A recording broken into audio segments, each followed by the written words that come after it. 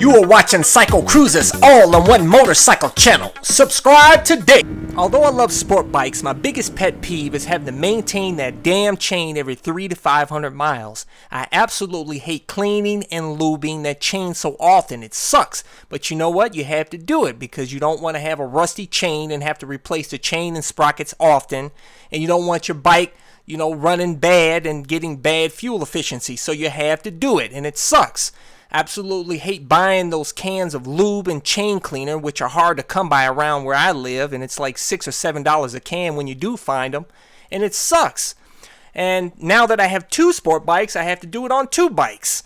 So I'm thinking about getting rid of my CBR 600RR and replacing it with a bike that is not chain driven.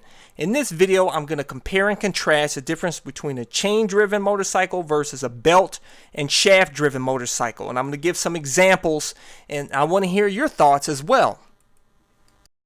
We'll start with the chain drive first, which are on most motorcycles, including most sport bikes, nearly all dirt bikes, some cruisers, some sport touring bikes. Really, it's the most economical way to transfer power to the rear wheel because they only experience a 3% power loss. However, chains require the most maintenance. You have to maintain it every 300 to 500 miles. Also, you have to replace the chain and sprockets at least every 30,000 miles. Its chains are not as smooth as a belt-driven or shaft-driven motorcycle. It's the noisiest of the three options. Also, the wheels require alignment, unlike a shaft-driven motorcycle.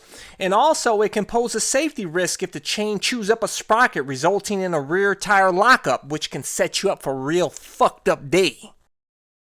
Okay, now let's switch to a belt drive system, which are seen on most cruisers and some sport bikes, such as the Buell 1125R and the BMW F800S, and a few others, of course. And power loss at the rear wheel is only about 11%. That's 20% less power loss compared to a shaft-driven bike, but about 8% increase in power loss compared to a chain-driven motorcycle. Also, belt drives require much less maintenance than a chain because a belt doesn't require degreasing or lubrication such as a chain, and that'll save you money from having to buy cans of lube and cleaner. Also, service intervals are every 15 to 20,000 miles, unlike a chain which requires maintenance every 300 to 600 miles. Also, a Kevlar reinforced belt can last up to 50 to 100,000 miles if you care for it properly, which doubles a chain's life. However, belt replacement is much more expensive, which is usually around $350 for belt replacement. However, you can usually reuse the pulleys. Another important point is that a belt is much safer than a chain, most of the time at least, because if a belt breaks, the rear wheel will just freewheel, which means less chance of you having a real fucked up day. Also, a belt is much smoother and more quiet than a chain, and it's cleaner and lighter in weight than a chain or shaft drive for that matter. But it's not as durable as a chain when subjected to very high horsepower engines, especially when drag racing.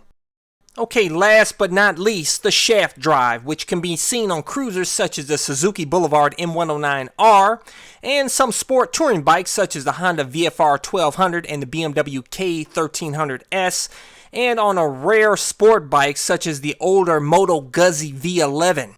The shaft drive technology is the same technology used in cars, and as far as power loss, it's about 31% at the rear wheel, which is the highest power loss compared to the belt and chain drives, and the power loss is because of the extra gears in the shaft.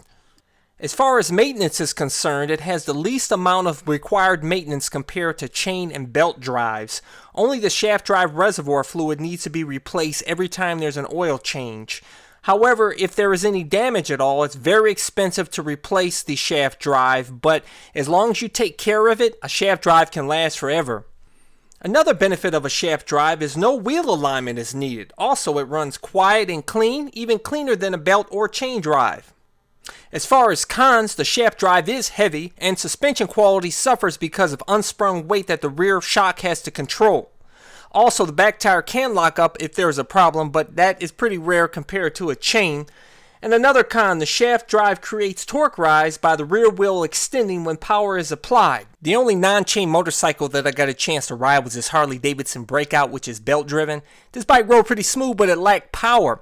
However, I did do a full review on this bike, so go check that out in the info section of this video. But I do plan on test riding some other bikes this spring, so stay tuned. Be sure to leave your feedback on which drive system you think is the best. So I look forward to reading your comments. Thank you for watching, and until next time, I'll catch you guys later.